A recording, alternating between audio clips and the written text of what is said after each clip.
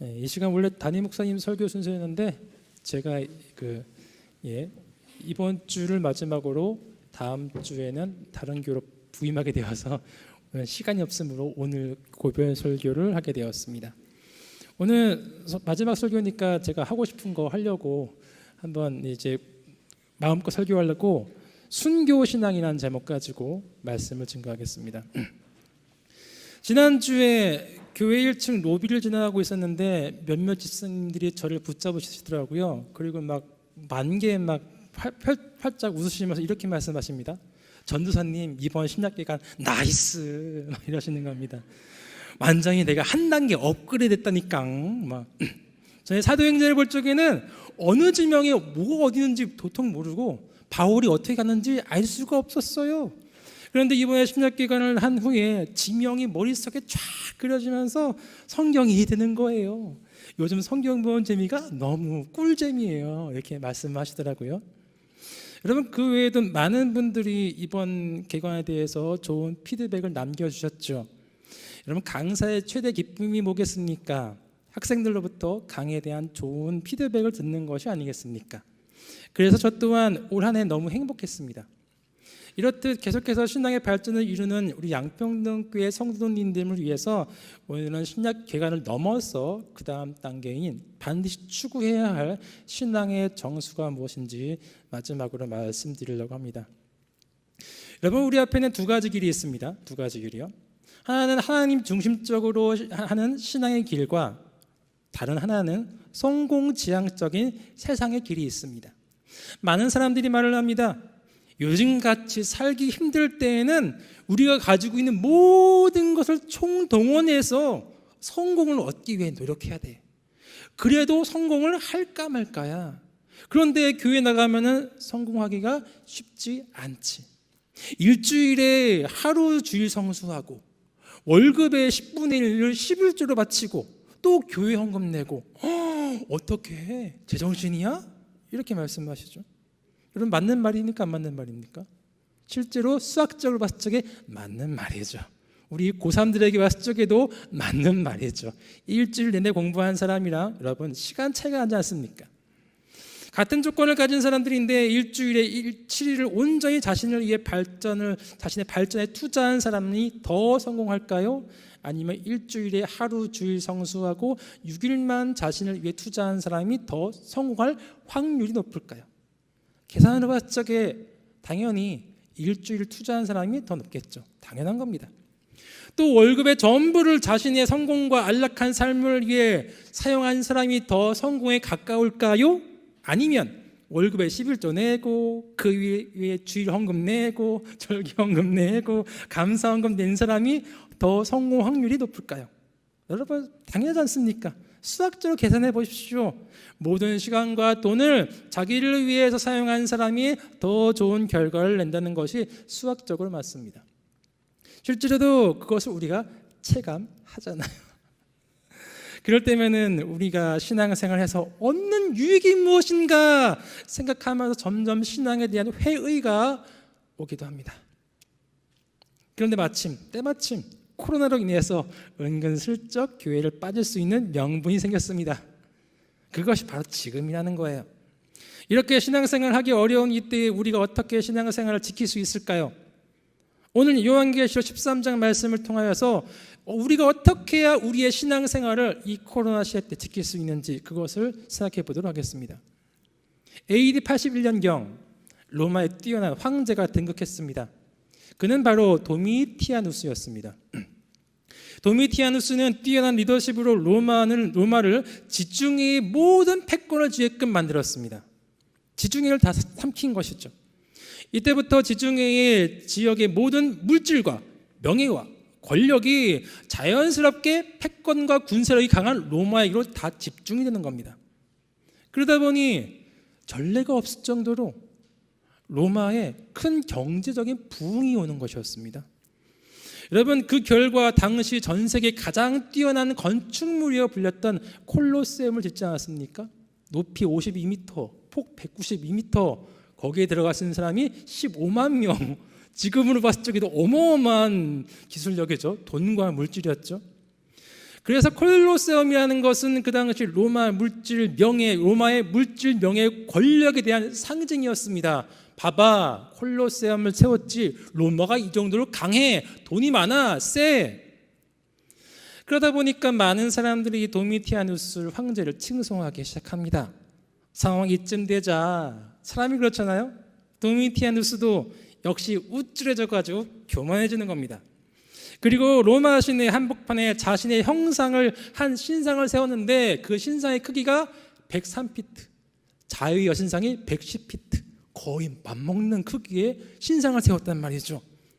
그리고 자신을 하늘에서 보낸 신이라고 청했습니다. 하늘에 불이 떨어져서 내가 왔다. 그리고 모든 사람들에게 황제 숭배를 할 것을 명했습니다. 그 신이 누구죠? 나를 숭배해. 그러면서 황제 숭배를 하는 사람에게 이마와 손등에다가 표식을 주었어요. 그 표식이 있어야지만이 너가 황제 숭배를 했구나 하면서 로마 지중해에서 물질에 대한 거래를 할 수 있고 명예를 얻을 수 있는 기회가 주어지고 권력을 얻을 수 있는 기회가 주어진다는 말입니다. 오늘날마자만 우상 숭배를 해야지만이 세상에서 성공을 할 수 있는 성공의 기회가 주어질 것이다. 여러분, 반대로 황제 숭배를 하지 않으면 세상에 성공할 수 있는 기회조차 없다라는 말이죠. 이마와 손에 황제 숭배에 대한 표식이 없으면 물건을 사고 팔 수 있는 기회도 없습니다. 배울 수 있는 기회도 없습니다. 관직에 오를 수 있는 기회조차 없습니다. 오늘날로 말하자면은 주민등록 말소죠. 주민등록이 없으면은 여러분 주민등록 의료보험도 안 되고 그런 거 있잖아요. 그뿐만입니까? 그래도 황제 숭배를 하지 않으면 로마가 자랑하는 그 대단한 콜로세움에서 순교를 당하게 되었습니다. 이러한 시대에 살았던 것이 바로 사도 요한이었습니다. 사도 요한은 요한계시록에 등장하는 7교회의 담임 목사님이었어요. 그는 에베소 교회에서 머물면서 아시아의 7교회를 그 당시에 든든히 붙들고 있었습니다. 그러다 어느 날 요한은 로마 병사에게 붙들려 강제로 황제 숭배를 강요받게 되었습니다. 그렇다고 요한이 눈 하나 깜빡할까요? 절대 아니죠. 죽일 테면 죽여봐라. 난 황제성 숭배할 수 없다. 강경하게 맞섰습니다. 여러분, 로마군은 요한을 사형시키려고 했습니다. 그래서 요한이 죽어야 7교회의 신앙이 흔들릴 것이다, 배교할 것이다 했기 때문이죠. 그래서 로마는 요한에게 독배를 줍니다. 마시고 죽어라. 죽었을까요? 안 죽었죠. 그러자 그 다음 스텝으로 이번에 끓는 가마에 산채를 넣었습니다. 반드시 죽거든요. 놀랍게 다친 곳 하나 없이 안 죽었단 말입니다. 로마도 놀랐어요. 이제 마지막 남은 것은 칼로 그를 처형하는 건데, 칼로 처형하면 로마가 어쩔 수 없이 황제가 야훼에게 져가지고 칼로 쓸 수밖에 없었다라는 치욕을 느낄까 봐 칼로는 차마 죽이지 못합니다. 자존심 상해서. 그래서 요한의 입에서 배교한다는 그 말을 내뱉게 하려고 죽음보다 더한 고통을 느끼게 해주는 것입니다. 그것이 바로 에베소로부터 100km 떨어진 반모섬에 그를 유배시키는 것이었어요. 유배해서 가만히 외로워, 죽음보다 더한 고통이었을까요? 그게 아니죠. 이제부터 반모섬에서 돌을 캐는 작업을 하는 거예요. 채석장 노예. 여러분, 돌 캐 봤습니까? 제주도에서 군생활 했었거든요. 제주도는 돌만 많습니다. 현무암 가지고 초소를 쌓아요. 현무암이 구멍에 뽕뽕 뚫어져 있지 않습니까? 그러다 보니까 돌을 옮기다가 막 살 찢어지기도 하고 다치기도 하고. 돌로 깨봤습니다. 여러분, 아무리 20세가 장정이 돌을 깬다고 해도 돌이 잘 안 깨져요. 그런데 그 당시 약 80세 정도 되는 요한이라는 노인이 돌을 깨서 채석장 노예로 생활할 수 있을까요? 견딜 수 없는 강도의 고통이었습니다. 노동이었어요. 그러나 요한은 자신에 대한 것을 걱정하지 않았습니다. 그의 고통은 아무것도 아니었어요. 요한이 생각하는 것은 아시아에 남겨진 7교회의 교인들이었어요. 요한은 자신은 신앙을 위해서 죽음보다 더한 고통을 견딜 수 있습니다. 각오가 되어 있습니다. 그러나 아시아 7교회의 교인들은 달랐어요. 그들은 요한보다 젊었어요. 젊었다는 것은 다음 세대에 기회가 있고 더 잘 살고 싶고 애도 낳고 싶고 확장하고 싶은 그러한 마음이 당연한 거 아니겠습니까?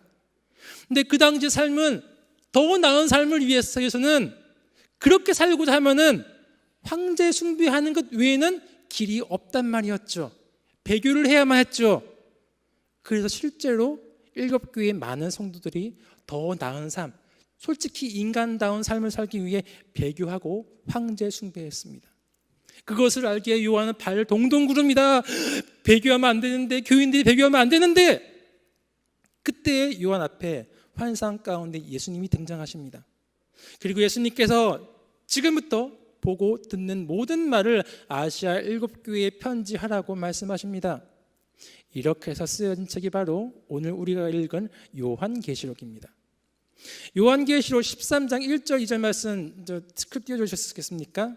제가 한번 읽어드리겠습니다. 내가 보니 바다에 한 짐승이 나오는데 뿔이 10이요 머리가 7이라. 그 뿔에는 10 왕관이 있고 그 머리들에는 신성 모독하는 이름들이 있더라. 내가 본 짐승은 표범과 비슷하고 그 발은 곰의 발과 같고 그 입은 사자의 입과 같은데 용이 자기의 능력과 보좌에 큰 권세를 가하게 주었더라. 딱 보면 이해가 안 됩니다. 판타지 소설 같아요. 여러분, 그런데 다 이해할 필요 없이 딱 2가지만 이해하면 됩니다. 앞과 끝. 그것은 무엇이냐? 첫 번째, 그 짐승이 누구냐는 거예요. 초대교회는 로마를 무서운 짐승이라고 생각했습니다. 황제를 숭배하지 않는 사람들을, 그러한 교인들을 무서운 짐승이 잡아먹는다. 그것이 바로 로마이다. 로마가 성도들을 죽이고 있다. 그런데 안타까운 사실은 그 무서운 짐승에 대한 것이 2절 끝에 보면은 능력과 보좌와 큰 권세가 그에게 주어졌다라고 하는 거예요.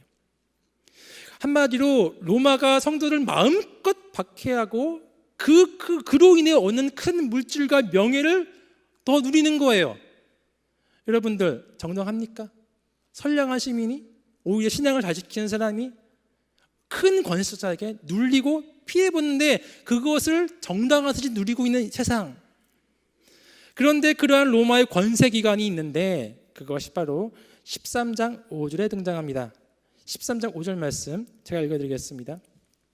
또 짐승이 과장되고 신성 모독하는 말하는 입을 받고 또 42달 일할 권세를 받으니라. 로마가 큰 권세로 성도를 박해할 수 있는 기간이 딱 정해졌는데 그것이 바로 42달, 42달이라고 그러죠. 여러분, 42달을 연으로 횟수로 보면은 몇 년이죠? 딱 안 떨어지죠. 3년 반. 즉 어떻게 보면 3.5년이라고 볼 수 있습니다.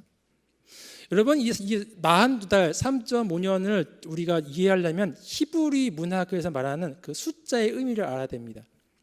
히브리 문화에는 숫자의 의미가 있습니다. 다 보지 않고 오늘 필요한 몇 가지만 보겠습니다. 여러분, 3이라는 거 알죠? 3. 3은 어떤 숫자냐? 성부, 성자, 성령, 삼위일체 하나님. 3은 하나님이구나. 4가 있습니다. 4는 뭐죠? 동서남북, 그리고 4계절, 봄, 여름, 가을, 겨울. 하나님이 지으신 모든 세계. 그렇구나. 3이랑 4랑 더하면 몇이죠? 7이죠. 영리하십니다. 7입니다. 맞아요. 여러분, 7은 뭘까요? 삼위일체 하나님과 모든 세상, 하나님이 지으신 모든 세상을 지어보니까 보시기에 참 좋았더라, 완벽했더라, 완전했더라. 그래서 7은 완전수이구나. 그런데 오늘 본문의 중요한 수가 바로 7입니다. 7. 히브리인 사이에서 7은 완전수였습니다. 그렇게 볼 때 42달, 우리를 박해하는 42달, 3.5년 아무런 의미가 없습니다. 대체 뭐지? 그런데 성도에 대한 이 의미가 곱하기 2를 하면 의미가 딱 생깁니다. 3.5에 곱하기 2를 하면 몇이죠? 7이죠. 영리하십니다. 맞아요. 7이 되는 거예요. 7은 완전수입니다. 우리를 박해하는 기간이 7이 아니라는 거예요. 만약에 우리를 박해하는 기간이 7일이었으면 영원히 끝나지 않는 고통 가운데에 참고 소망을 가져도 우리는 결국 저 짐승 로마로부터 벗어날 수 없는 그러한 완벽한 기간인데, 다행히 그것이 7이 아니고 뭐죠? 3.5. 7은 완전수, 3.5는 불완전수. 언젠간 끝나는 기간, 감사해야 됩니다. 우리를 마음껏 할 수 있는 기간이 7년이었으면 우리는 끝나지 않습니다. 고난이. 3.5년이라는 것은 언젠가 성도들에 대한 로마가 세상이 성도를 박해하는 기간은 곧 끝난다. 그것이 42달의 의미하는 거죠. 예수님께서 말씀하십니다. 세상이 성도를 박해하는 42달은 기간은 곧 끝난다. 그런데 많은 사람들이 그 42달을 참지 못하고 세상을 쫓아서 배교하고 있다. 실제로 그 순간에도 아시아 7교회 많은 성도들은 그 42달을 참지 못하고 황제 숭배를 하고 있었습니다. 그리고 세상에 굽신거리면서 성공의 기회를 쫓았죠. 안타까운 마음으로 요한은 다음과 같이 교인들에게 편지를 썼습니다. 요한계시록 13장 9절 10절 말씀입니다. 누구든지 귀가 있거든 들을지어다. 사로잡힐 자는 사로잡혀갈 것이요 칼에 죽을 자는 마땅히 칼에 죽을 것이니 성도들의 인내와 믿음이 여기에 있느니라. 간단히 말해서 힘들지? 힘들 거야. 박해받고 있지? 근데 피할 생각하지 말고 그냥 순교해. 이 위로가 되십니까? 위로가 되십니까? 이 땅에 살고 있는 우리에겐 도저히 위로가 안 되는 말씀입니다. 솔직히 우리가 원하는 말씀은 그동안 고생했지, 노후는 좀 잘 살게 해줄게 라는 그러한 말씀 아닙니까? 그런데 요한은 말합니다. 예수님께서 다시 오실 그때에 영원한 생명을 주실 건데, 그때의 때가 되어서야, 재림의 때가 되어서야 너희의 눈물을 닦아주실 거야. 그러니 재림의 소망을 가지면서 지금 겪고 있는 42달, 우리에게 좀 길죠? 순교해. 즉 우리에게 일반적인 단순한 신앙이 아니라 순교 신앙으로 가라고 강요하고 있는 것입니다. 저는 어렸을 때부터 참 가난했습니다. 고등부에서는 지질이 가난했다라고 얘기를 했어요. 하지만 부모님을 원망한 적이 없었어요. 가난이 뭐 부모님 잘못입니까? 어머님께서는 가정집에서 일반 이제 아파트에서 피아노 학원을 하셨습니다. 그때 원생이 15명 정도, 초등학생 이런 가르쳤죠. 당시 학원비가 초등학생 학원비가 3에서 5만 원 정도였어요. 그러면 계산해 보면 잘해야 50에서 70만 원 사이. 그런데 아버지는 경제 활동을 못 하십니다. 병약하세요. 그래서 삶이 더 어려웠어요. 아버지를 복양하려고 하니까 있는 돈까지 쪼개고 월세 내다 보니까 우리의 밥 먹을 돈이 없는 거예요. 한 달에 2, 3일은 꼭 굶었죠. 가난한 상황 속에 불만을 가지지 않고 살았습니다. 그럼에도 불구하고. 그런데 우리 집이 어느 날 드디어 잘 살 수 있는 기회가 딱 온 거예요. 절호의 기회. 야, 그것은 작은 삼촌이 우리 삶을 보다 보니까 너무 안타까워서 기회를 준 겁니다. 누나, 저기 피아노 학원 큰 거 내가 알아봐 줄게. 원생이야 100명쯤 되고 자리도 좋아. 그냥 시설과 그냥 뭐 다 원생도 그대로 이어받는 거거든. 원장만 나간대. 내가 사줄 테니까 누나가 그냥 해. 하기만 해. 조건 없어. 그냥 잘 먹고 잘 살아. 오죽했으면. 그런데 어머니는 그렇게 잘 살 수 있는 기회를 얻었음에도 불구하고 어떻게 하셨을까요? 거절하신 거죠. 그때 저는 중학생이었습니다. 어머니의 그런 결정을 듣고 말은 못하고 속으로 왜? 계속 외치는 거예요. 복창 터지는데 어머니가 이렇게 답변을 하시죠. 분명 내게 이게 있어서 다시 없는 기회라는 걸 알고 있어. 그러나 거기 가면 나 그동안 너무 살기 힘들었잖아. 돈 버느라고 해안될 것 같다는 말에 내 눈이 뒤집힐 것 같아. 그러면 내 자녀들 신앙교육 망칠 거야. 분명히 그럴 거야. 그래서 나는 자녀들 신앙 교육을 위해서 그 기회를 마다하겠다. 그리고 잘 살았을까요? 하나님이 팍 부어줘 주셨을까요? 지금까지도 반지하에서 가난하게 삶을 살고 있습니다. 제가 성장하면서 돈이 없어서 너무 서러울 때가 있었습니다. 남들 대학 갈 때 대학 못 가는 거예요. 돈 없어가지고 직장 생활비 벌어주느라고 돈이 없어서 무시당할 때도 많았고요. 무릎이 다 다쳤는데 MRI 찍을 비용이 없어가지고 제때 치료 못 받았어요. 무릎 다 나갔어요. 그때마다 어머니에게 그 선택에 대한 의문을 던지는 겁니다. 고통스럽게 왜? 그러던 어느 날 저는 어머니를 통해 중요한 한 가지를 깨닫게 되었습니다. 그것이 바로 순교신앙입니다. 아무리 내 인생에 좋은 기회가 있다 하더라도 그것이 하나님의 뜻과 일치하는가? 그 선택을 함으로써 나와 내 가정의 신앙이 어떻게 되는가? 그것이 내 신앙과 내 가정의 신앙에 해가 된다면 나는 그것을 포기하겠노라. 그럼에도 불구하고 그 후에도 좋은 세상의 기회가 올 때마다 저를 흔드는 거예요. 그거 내려놓고 타협 조금만 보면은 돼. 그렇게 훈련받았음에도 불구하고 그럴까? 그럴 때마다 하나님은 지독하리만큼 잔인하게 저를 훈련시키시고 내치시더라고요. 그리고 다시금 순교신앙의 자리로 나오게끔 하셨습니다. 그렇기 때문에 제가 올해 구약기간, 신약기간도 하게 되었고 이 자리에서 설교를 하고 있습니다. 사도 요한은 아시아 7교회에게 이렇게 편지를 보냈습니다. 요한계시록 9장 10절 말씀 한 번 더 볼까요? 누구든지 귀에 있는 자는 들을지어다. 사로잡힐 자는 사로잡혀갈 것이요 칼에 죽을 자는 마땅히 칼에 죽을 것이니 성도들의 인내와 믿음이 여기 있느니라.